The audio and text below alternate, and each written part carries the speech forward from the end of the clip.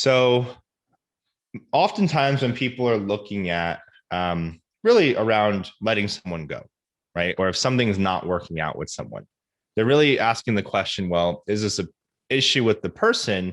But what they're often not thinking about is there an issue with the process or even something else that exists inside the organization?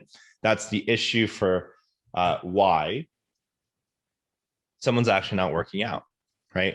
And what I want you to look at is this table here, which is the skill of a person and then the will. Well, it's the skill and then the will, right? By will, I mean incentive and motivation. By skill, I just mean actual competency. But what I want you to run through, is a framework here, right? So what I want you to look at here is just really just a matter of like what could possibly go wrong inside the actual organization, right?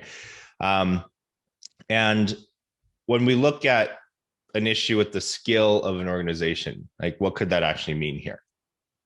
Okay, so I'll just show you guys this for now, right? So if the skill is missing from an action organization, what this means is that the system and process likely does not actually exist inside the organization.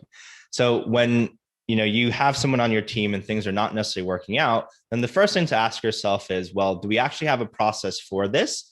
Or does the person actually just not how to do it, right? So does the person actually not know how to do this, or does the system not exist in the actual business, right? And then if you look at, well, does the will of the organization actually exist? Then you're kind of saying, well, the person's not really doing the thing I want them to do. Then you want to ask yourself the question, well, am I paying them enough? Is the compensation aligned? Does it actually make sense, right? So what we're going through here is all the reasons for why things might not be working for a team member before you just say, well, they just don't care, right? Or they just don't care, or they're just not doing the thing. So I'm just giving you guys a process and a framework to kind of go through to find, well, what could possibly be the issue here. So the next thing to look at is, well, if you do have any other team members or even yourself, right? And we're looking at the skill, what's another issue for why the team member might not be performing inside the organization? Well, if it has to do with the team, then they might not be being supported by the actual team themselves. Therefore, that's also why the person's not showing up in the best performance that they could, right? So again, what we're going through is every single reason for why one of your team members might not be doing something. And this is kind of a checklist for you to go through before you ask yourself, well, should I really let go of this person? So next thing is what we call club rules. I don't know if you guys have actually been in an organization before where you're looking at the will of the team, where the reason why that person is not doing something well is because the other team members are telling them not to actually do the job, right? Because the other team members are saying, well, we don't do it that way. And once the owner is off, then we show up this way, and so on and so forth. And this is probably be less common inside of your organizations right now because of how small they are.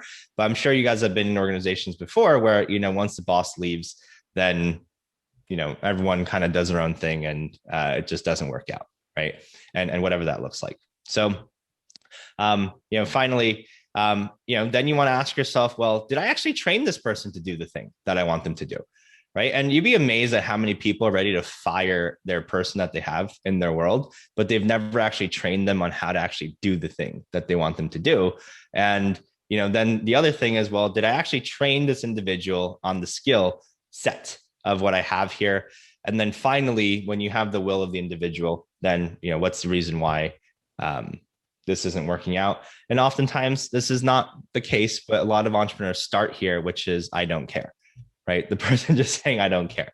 So what we're running through here again is here's all the reasons why, which are actually all process issues inside the business. These are actual issues with the business. And it's really, as a business owner, being able to take 100% responsibility for, why is this person not working out for me, right? Why is this person not working out for me? And and it's just running through the checklist of, do all of these things actually exist? And did I set up my person for 100% level of success?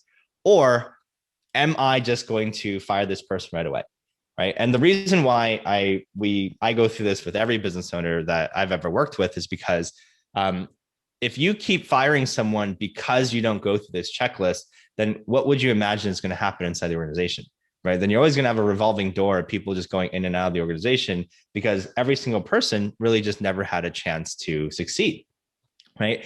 So when you look at that, the biggest thing here is that a lot of people end up getting frustrated with team members, but they've never communicated the expectation on what to actually do, right? And in most cases, your team wants to do really good by you as you guys are scaling, and you're starting to build out your teams even more. But they just need to be right there with you on how do I actually do this, and were you actually clear on your expectations, and did you tell them, silly example is, well, you might want a report done a certain way, but you want it done in 12-point font and not 10-point font, and you want it in blue font and not yellow font, right? But then did you ever tell that person? And the biggest thing here is really looking at, did you really give a fair chance to this particular team member? And my biggest philosophy around this is it's really, do not get frustrated over uncommunicated expectations. And that's usually what happens with a lot of business owners, is that they'll oftentimes blame the individual before they actually take 100% responsibility for where they're at with things. So I just want to pause here, but does anyone have any questions on or reflections on anything that is being shared here? Just drop in major truth bombs. Nice. Have you guys all seen this happen where you've had an issue with someone on your team and you're just like, oh, these guys just don't care, right? But then it's actually, training yourself saying, well, is this actually a process issue, right? Is this actually an issue where I have not taken 100% responsibility and I haven't actually, supported in this matter yet?